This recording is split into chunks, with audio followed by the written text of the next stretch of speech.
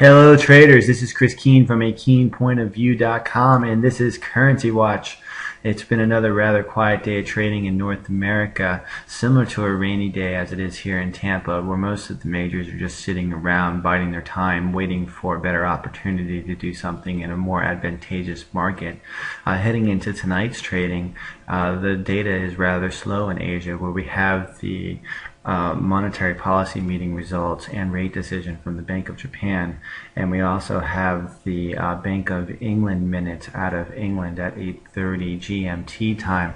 Those are the only catalysts that we have on the docket that could increase the volatility in the short term. But of course, we also have the normal flows that make trading that dictate the trading atmosphere. Heading into tonight's trading, there's three pairs I'm going to be watching. The first is the Great Britain USD cross, just simply because the cross has been traveling in a very narrow range over the last since the week has begun, and all I'm simply doing is watching the highs for the week and the lows for the week, looking for a break higher or lower. The high of the week is up here at 162.72 and the low is at 162.10.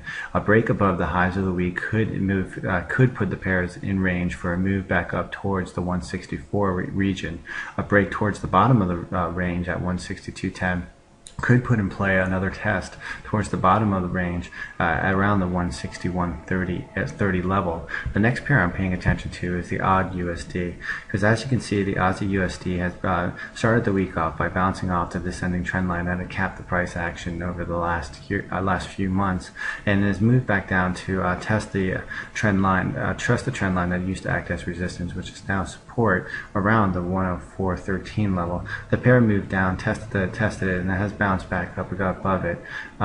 It'll be interesting to see if the pair can remain its footing around this 104.5 and above the descending trend line, and looking for a push higher towards the 105.30 and then ultimately towards the 106 area.